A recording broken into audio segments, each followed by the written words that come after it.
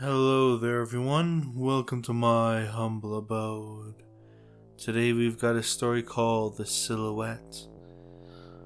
If you enjoy, please consider liking and subscribing. And without further ado, let's get started. The house was unbearably still.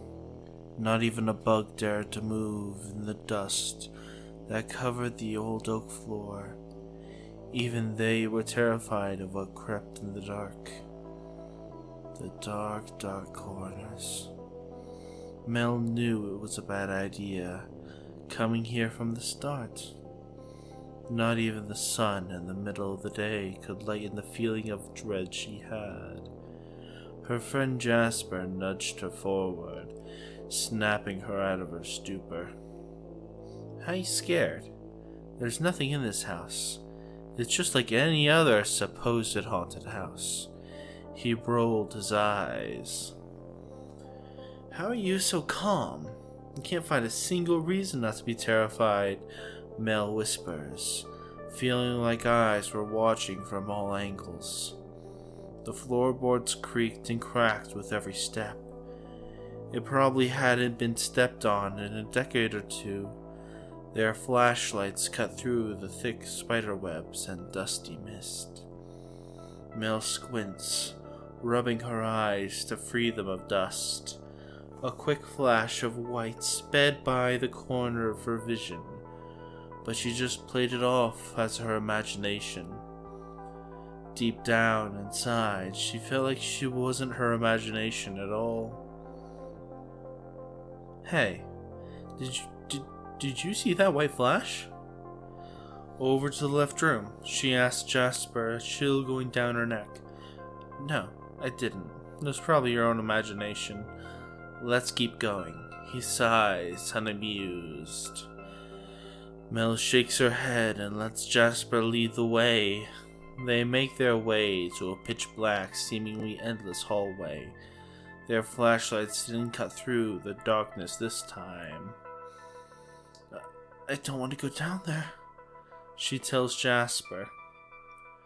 Backing up, Mel didn't care if he saw her as a coward. "Oh, okay, fine. If you're gonna be a little beach about it." Jasper spreads his arms and walks down the hallway. "See? There's nothing. Come on, let's go," he yells. She sighs. If Jasper could make it down, she could too. Mel begins down the hallway, using the wall to help guide her. As she got closer to Jasper, her hand hit something warm. It was wet and smelled strongly like copper. She stopped in her tracks and her thoughts began to race. Bile rose in her throat as she looked down in her hand to see the ruby red and sticky liquid. Her eyes widened and her heart raced, matching the sound of her feet pounding on the floor as she ran to Jasper. "We need to get out of here," Mel screams, going to grab Jasper's hands. She tugged, and the tearing noise was sickening. His hand, and just his hand, was the only thing she was holding. She screamed louder and threw the hand. She panned the flashlight the wall. Her friend, who she just had been talking to, or thought she was talking to, was pinned to the wall with old rusted nails. She didn't dare look at his face. She only turned and ran. As Mel turned a corner, a white figure rushed into her. She fell harshly on the wood, which broke beneath her weight.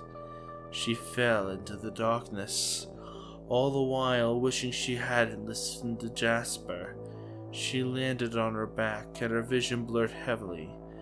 The stinging of her body was nauseating. The white figure, no, a sheet, as she could tell now, fluttered into the hole. She tried moving, but her body was rigid with fear.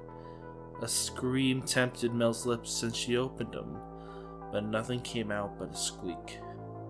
The sheet fluttered down. It was torn in many areas, blood spattered and dirt caked. But that's just what it was, a floating sheet. Not like those sheet ghosts of old tales and Halloween costumes with glowing red eyes. Just a floating, empty white sheet. It seemed to have an invisible grip on her, pulling her upwards and back into the hallway. She finally found her voice and screamed, but it only made the sheet angrier. It dragged her on the floor, not caring whether she slammed into the objects strewn across it or not. She tried to find purchase on anything she could grab, but just as she got a grip, she was torn away. She screamed for anyone, even if it was another ghost, to come and save her from her fate. She began clawing at the sheet, survival instincts kicking in, but it did nothing. It threw her down the rest of the hallway with inhuman strength, her head crashing into the wall. The only thing she could muster was a soft laugh after she sunk to the floor. A ghostless sheet, she muttered with one last, shivering breath as she met her fate. This story was by an author called Catbeans on creepypasta.com. Link to the story will be in the description below. I hope you enjoyed, and without further ado, I'll see you later in my humble abode.